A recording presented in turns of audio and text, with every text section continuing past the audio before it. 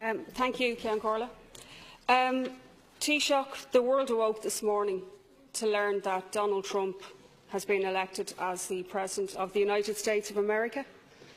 And Taoiseach, last year you said that when you did meet Donald Trump face to face, you would tell him that he had racist views and that he was a racist. So Taoiseach, I was just wondering, could you give us an idea of when you think that will happen? Because from what I'm hearing today, the leaders of the three biggest parties in this Parliament are sending congratulations to Donald Trump, when actually all three of them raised huge problems with things that he has said in the very recent past.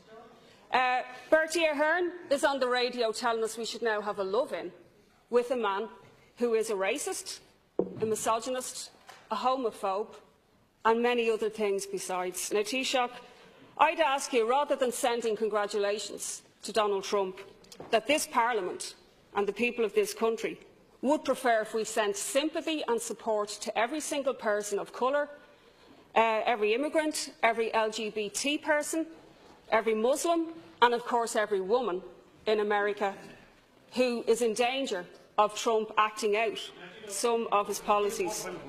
And Taoiseach, would you agree that the best support we can give is to people to ensure that he doesn't act out on those? But he's elected now, he's not suddenly going to change. But Taoiseach, more in-depth analysis of this will obviously take place when the results are fully analysed.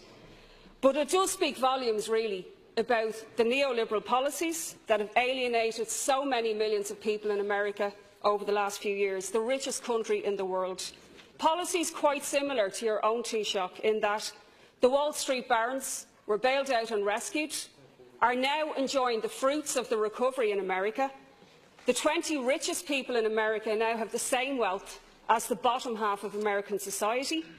And how under Obama and the Democrats, income inequality has actually grown 4 times faster than it did under Bush. And isn't it a totally dysfunctional capitalist electoral and economic system that puts a choice in front of the American people of either a billionaire developer or a creature of Wall Street?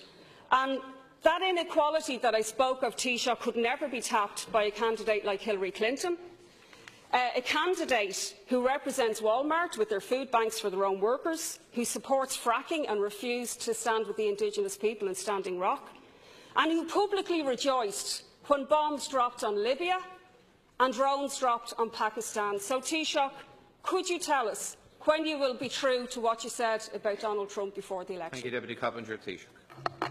Thanks, Deputy Coppinger. Well, first of all, the people in the United States made a very democratic decision, and by their votes at the ballot box they gave both the popular vote and the college vote from the states to Donald Trump to elect him as President-elect.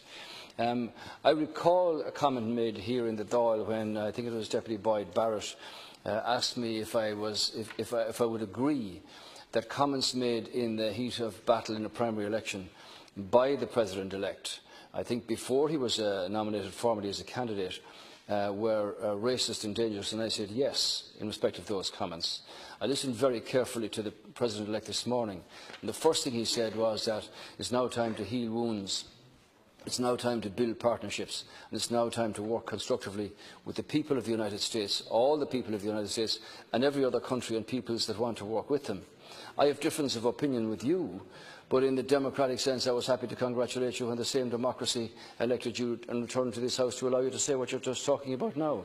And that's absolutely right, and you know, I don't have any problem with that. So I mean, all of the good stuff, as you call it, doesn't come just from that side. I mean, I don't know, Deputy McLaughlin is here, he's put an end single-handedly to fracking in this country for quite a long time, I would think. So maybe you should congratulate him in that regard. So when I want to say, I'm very happy that the government will work with the new administration when appointed by the President-elect. Pointed out to Deputy Adams in respect of his valid question about the peace process, about Northern Ireland, about undocumented Irish, about immigration, and the many other social, political, economic job opportunities, situations that arise between Ireland and the United States, that we'll work very closely with the administration in that regard. So I'd be happy to deal with the President in a very constructive way, as he has announced to the world, and that his administration will work to heal the wounds in America, will work to have the American people unite in their country's development, and that he wants to form partnerships with like-minded countries to work in the interests of opportunities for everybody. Taoiseach, Deputy Coppinger, you have a minute. Taoiseach, what's become clear from this election is the burning need to break the two-party system in the US, which clearly offers no alternative to the millions of Americans who have suffered in the recession.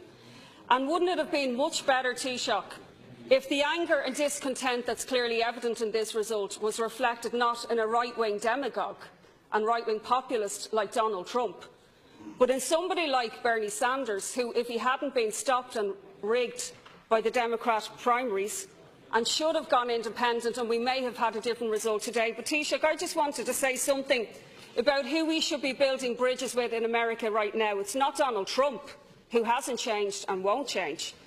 It is with those who are now in danger of potential attack from his election, from the abuse that he has legitimised, the racism and the misogyny as well.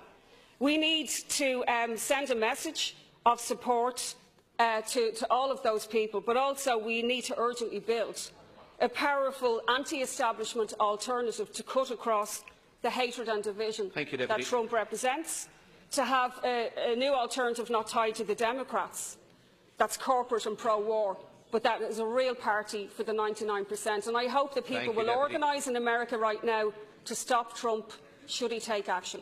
Taoiseach, a minute to conclude. As I said, this is a democratic decision of the American people who voted at the ballot box in the election, and they've chosen President-elect Trump to be their 45th president. Obviously, there isn't any point in assessing what might have been. They've spoken very clearly. They've given him the popular vote by a clear majority and the collegiate vote by a clear majority. So there isn't any point in wondering what might be a different result. Democracy, as you're aware, often throws up unexpected results like Brexit. All of the pundits, all of the commentators, all of the polls, all of the indicators said that the result would not be as has turned out, that the assumption by the vast majority of people was that Hillary Clinton would be elected as president. That's not now the case. And so democracy requires that responsibility brings realism. And I'm quite sure that the President-elect, following through on his own words, will work with his new administration to do the rebuilding and the forming of partnerships and the creating of opportunities that he's spoken about, not just in America but across the world. Because, as we said in this House before, the decision today is of global consequence, and this government, for one, together with members of the House, will work with the administration in the closest way that we can. Thank you, Taoiseach, and that concludes